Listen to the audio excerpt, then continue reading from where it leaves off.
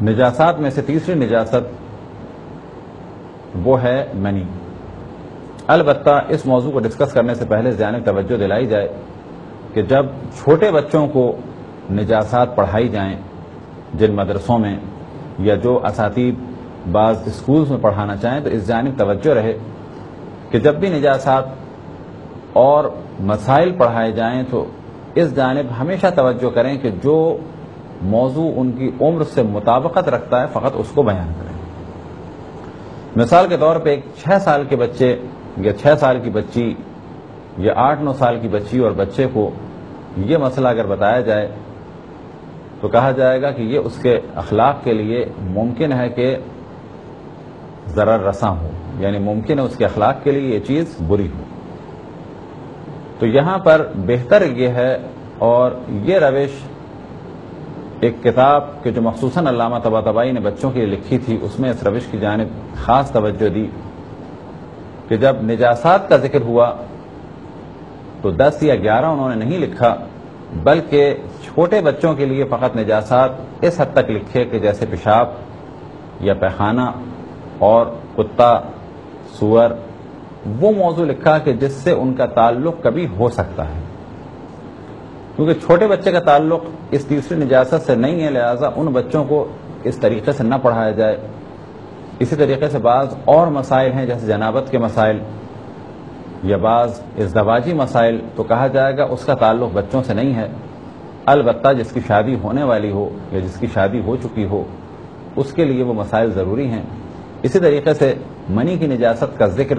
کرنا ضروری ہے، کس کے لیے؟ نہ بچوں کے لیے، بس اس نجاست کا جاننا ضروری ہے ان خواتین و حضرات کے لیے کہ جن کا اس نجاست سے کبھی کوئی تعلق ہو سکتا ہے، خصوصاً مردوں کے لیے۔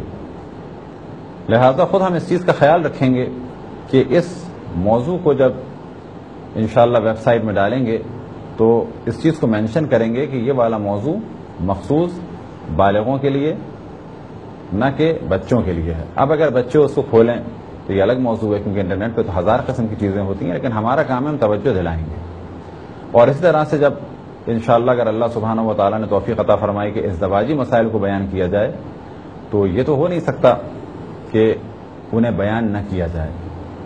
کیونکہ ہمارے معاشرے میں بہت زیادہ جو کوتاہیاں ہوئی ہیں وہ اسی وجہ سے ہوئی ہیں، اور لوگ آشنا نہیں ہیں، کیونکہ بہت سارے موضوعات مجالس میں یہ عام درسوں میں بیان نہیں ہو سکتے۔ ضروری ہے کہ بہت سارے مسائل ایسے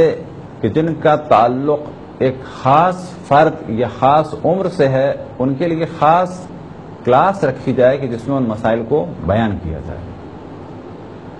لہذا اس سلسلے کا بھی در حقیقت ہدف یہ ہے کہ وہ مسائل جو ذکر نہیں ہو سکتے ان کو بیان کیا جائے، اور وہ افراد کہ جن کو ضرورت پڑے وہ اس کو دیکھ لیں۔ اب اگر کوئی ان کو مس یوز کرے یا بلا وجہ جو ہے وہ اعتراض کرے تو یہ ایک اس کی نادانی ہوگی، کیونکہ جو کچھ ہم نے بیان کیا اس کا دار و مدار قرآن اور تعلیمات چہاردہ معصومین علیہم السلام ہے۔ بس نجاسات میں سے تیسری نجاست ہے منی۔ منی کیا چیز ہے؟ منی یا کہا جائے مادہ منویہ یا انگلش میں اسپرم یا سیمن، یہ نجس ہے۔ کس کی؟ کہا جائے گا ہر انسان کی، چاہے وہ کسی عمر کا ہو، اور ہر حیوان کی، چاہے وہ حلال گوشت ہو چاہے وہ حرام گوشت ہو۔ پیشاب اور پیخانے کے مسئلے میں ہم نے توجہ دلائی تھی کہ پیشاب اور پیخانہ حلال گوشت جانور کا پاک ہے، یعنی گائے کا یا بکری کا گوبر اور مینگنی پاک ہیں، یعنی اگر لباس پہ اس کی چھینٹ آ جائے تو نماز پڑھی جا سکتی ہے۔ لیکن منی چاہے انسان کی ہو، انسان چاہے مسلمان ہو چاہے کافر ہو، چاہے جوان ہو چاہے بوڑھا ہو، چاہے اختیار سے نکلے چاہے بے اختیار سوتے میں نکلے یا بیماری کے عالم میں نکلے، وہ نجس ہے۔ اسی طریقے سے ہر حیوان کی منی کہ چاہے وہ حلال گوشت ہو چاہے وہ حرام گوشت ہو، لیکن ہاں شرط یہ ہے کہ جب اسے ذبح کیا جائے تو اس کا خون اچھل کے نکلے. بس ہر وہ جانور کہ جس کو اگر ذبح کیا جائے تو اس کا خون اچھل کے نکلے، اس کی منی نجس ہے، چاہے وہ حلال گوشت ہو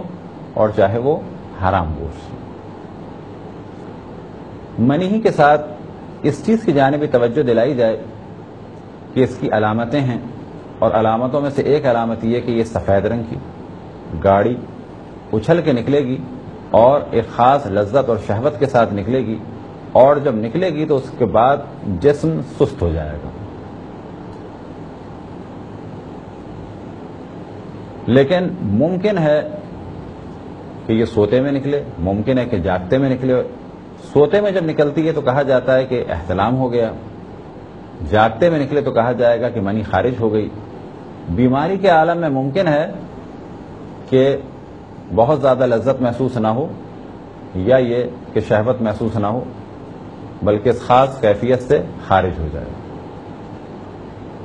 تو پھر اس جانب توجہ دلائیں کہ یہ نجس ہے، اس سے اجتناب کرنا ضروری ہے. اور اسی ضمن میں کچھ اور مادوں کی جانب بھی توجہ دلائیں، خصوصاً جس کا تعلق مردوں سے ہے. کہ پیشاب کے بارے میں بیان ہوا کہ وہ نجس ہے، اب یہاں پر بیان ہوا منی، لیکن بعض اور مادے ہیں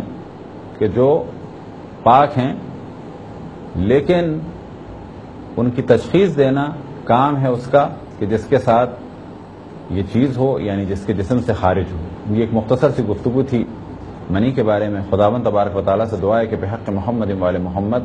ہم سب کو دین اسلام اور احکام اسلامی کو سمجھنے کی توفیق عطا فرمائے. وصلی اللہ علی محمد و آلہ